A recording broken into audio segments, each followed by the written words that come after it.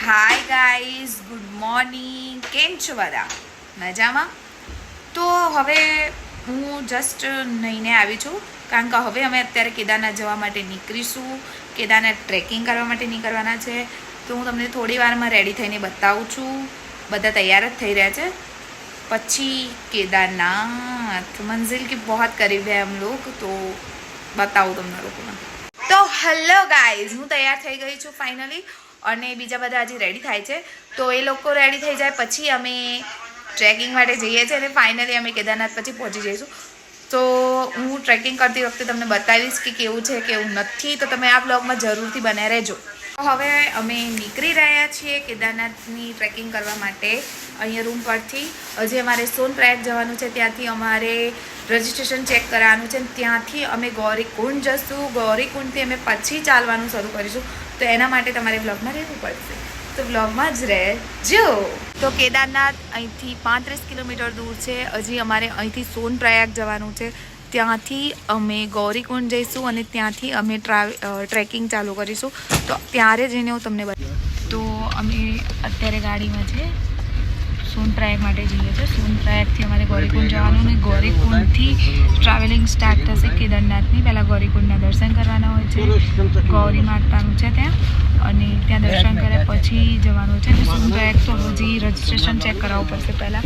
પછી ત્યાંથી ગૌરીકુંડ જવા માટે 50 રૂપિયા લેશે ગાડીના, એવું કંઈક હોય છે. એ હજી તો બધું ખબર નથી, પણ ત્યાં ગયા પછી ખબર પડશે. તો તમે બ્લોગમાં બન્યા રહીજો. તો અમે સોનપ્રયાગ પહોંચી ગયા છે, અને તમે જોઈ શકો છો કે અહીંયા ગાડીઓ બી એટલી બધી છે, ખાસી ભીડ છે. હજી તો અમે રજિસ્ટ્રેશન માટે પહોંચ્યા નથી, પણ જો આ બધા ચાલતા જઈ રહ્યા છે, અને આગળ ગાડીની લાઈન લાગેલી છે. તમે જોઈ શકો ટ્રાફિક જામ છે. રજિસ્ટ્રેશન માટે બી લાઈન હશે. નસીબ સારા હશે તો નહીં બી હોય, અને હોય બી શકે, કંઈ કહેવાય નહીં. તો આ બતાવીએ. પણ ફાઇનલી તો સોનપ્રયાગ સુધી ગાડી જતી જ હોય છે, પણ અત્યારે ગાડીને પોલીસવાળાને બધાએ રોકી છે કે જવા દેવામાં આવશે નહીં. તો અહીંથી અમારે હવે ચાલતું જવું પડશે. જોઈ જ શકો છો ફૂલ ટ્રાફિક. પેલી સાઈડ બધા પેદલ, પેલી બાજુમાં બધા જાય છે, આ સાઈડનું પાર્કિંગ. અને હવે અમે બી જઈ રહ્યા છે. હા, તો હવે જોઈએ શું થાય છે.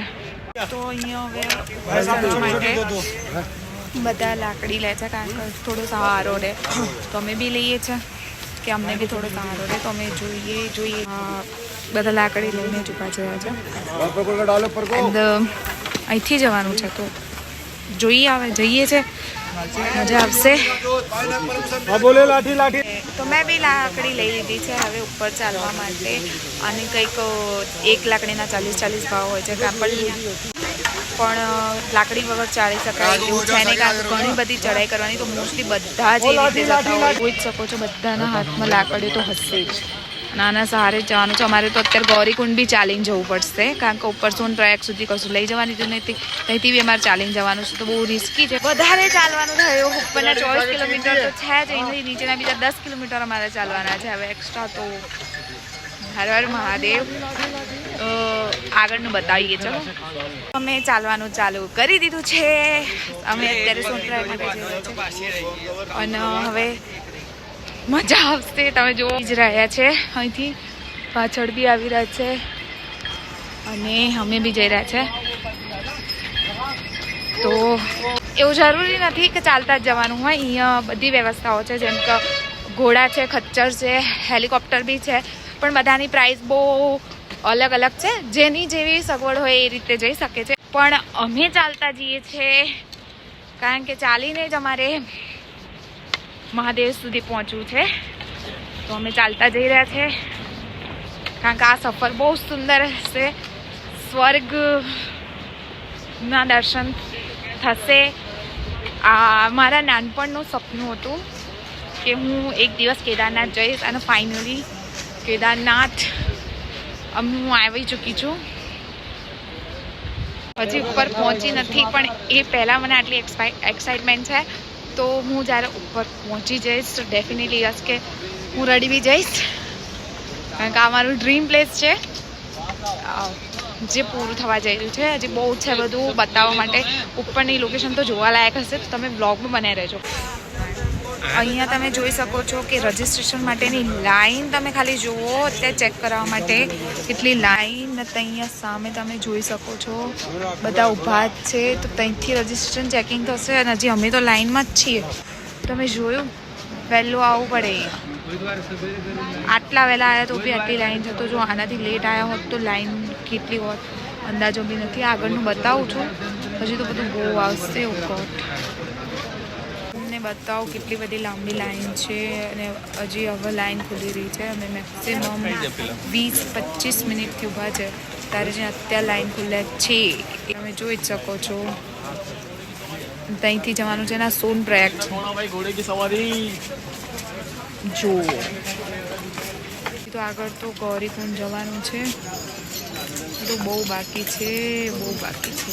મજા આવશે. માંડ લાઈન ખુલી હતી અને એવું લાગ્યું હતું કે હવે મારો નંબર આવશે, બટ ના, લાઈન સ્ટોપ કરી દેવામાં આવી છે. કારણ કે આગળ રજિસ્ટ્રેશનનો ચેક થાય છે, તો આગળ બહુ જ લાંબી લાઈન છે. તો અમારી લાઈનને અહીંયા સ્ટોપ કરી છે. અમને અત્યારે જવા દેવામાં આવશે નહીં. તો હજી બી અમને લાગી રહ્યું છે કે મને 30-35 મિનિટ નહીં, કલાક તો આ લાઈનમાં જ થશે. કારણ કે બહુ જ લાંબી લાઈન છે, ભીડ તો બહુ જ છે. તો આઈ થિંક કેદારનાથ આવો તો બહુ જ વહેલું આવવું જોઈએ. અહીંયા મતલબ 2-3 વાગે આવીને ઊભું રહેવું જોઈએ. તારે જઈને તમારો નંબર કદાચ આવી શકે. બાકી અને અહીંયા રજિસ્ટ્રેશન ચેક થાય છે. રજિસ્ટ્રેશન માટે તો ખબર નહીં અમારો નંબર ક્યારે આવશે, પણ મારો નંબર આવે તો તમને બતાવું. એના આગળ જઈ રહી છે. હજી નંબર આવ્યો નથી. હજી બહુ વાર લાગશે.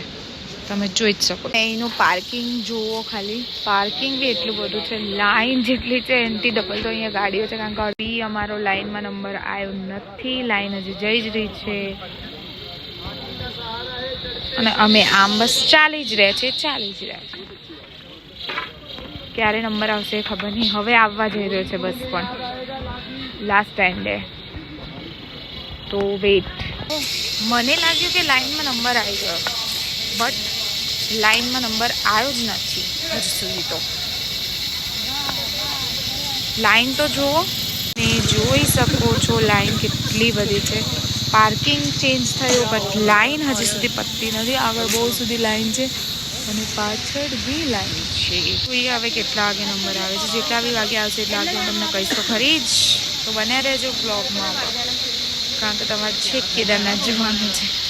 ફાઇનલી રજિસ્ટ્રેશન ચેક થઈ ગયું છે અને હવે અમે જઈશું ગૌરીકુંડ માટે. ગાડી ભરાઈશું. મારા બાકીના સાધનો આવે, અહીંયા ચેકિંગ કરવામાં આવે છે. રજિસ્ટ્રેશન અહીંથી બધા હવે જશે. જોઈ શકો બધા જાય છે જ. હવે અમે પણ જઈએ છીએ ગૌરીકુંડ ઉપર જઈને બતાવીશ. તમે જુઓ હવે બધા ચાલતા જઈએ છીએ. તમે ત્યાં જોઈ શકો છો ઉપર બી બધા સરસ મજાના એવાથી ત્યાં ચાલી રહ્યા છે. નહીં દેખાય બહુ. અને અહીંયાથી મસ્ત એવી નદી જેવી છે.